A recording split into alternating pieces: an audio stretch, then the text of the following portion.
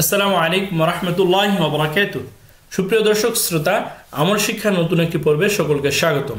সুপ্রিয় দর্শক, আজকের এই পর্বের মধ্যে আমরা অত্যন্ত গুরুত্বপূর্ণ একটি আমল শিখতে চলেছি। সুপ্রিয় দর্শক, আজকের এই আমল শিক্ষার পর্বে আমরা শিখব পড়া মনে রাখার দোয়া। সুপ্রিয় দর্শক, সব পড়া মুখস্থ হয়ে যাবে। আপনি যদি আমলটি ঈমান এবং ইয়াকিনের সাথে করতে পারেন, অবশ্যই এই আমল থেকে আপনি উপকৃত হতে পারবেন ইনশাআল্লাহ। সুপ্রিয় দর্শক, ভিডিওটি শুরু থেকে নিয়ে শেষ পর্যন্ত দেখতে হবে, তাহলেই কিন্তু আপনি পরিপূর্ণভাবে আমলটি শিখে আমলটি করতে পারবেন। সুপ্রিয় দর্শক, তাহলে চলুন কথা না বাড়িয়ে আমলটি শিখে নেওয়া যাক।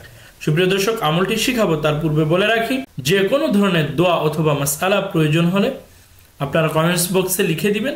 আমি ইনশাআল্লাহ তাআলা সেই বিষয় সম্পর্কে খুব দ্রুত ভিডিও দেওয়ার চেষ্টা করব। সুপ্রিয় দর্শক, আমলটি যেভাবে করবেন সেটি কি, সর্বপ্রথম আপনাকে অজুরত অবস্থায় থাকতে হবে। আপনি যখন আমলটি করবেন সেটি যদি সালাতের পর হয়, তাহলে তো আপনি স্বাভাবিকভাবে অজু অবস্থায় থাকবেন।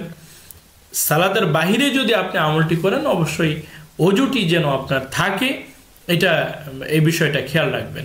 এরপরে আপনি 7 বার ইস্তেগফার পাঠ করবেন। বড় ইস্তেগফার আছে, সবচেয়ে ছোট ইস্তেগফারের মধ্যে সেটি হলো আস্তাগফিরুল্লাহ আস্তাগফিরুল্লাহ। এভাবে 7 বার আপনি পাঠ করবেন। পাঠ করার পর দুরুদে ইব্রাহিম পাঠ করবেন। দুরুদে ইব্রাহিমটি বড়, অনেকের মুখস্থ নাই বা জানা নাই।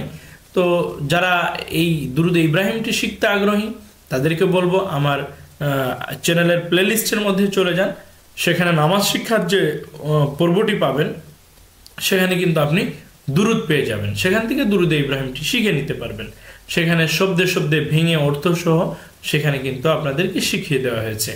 তো আপনারা যারা বড় দুরুদটি শিখতে আগ্রহী না বা আপনার সময় হচ্ছে না, সেক্ষেত্রে আপনি তো সেটি শিখেই নেবেন সময় করে।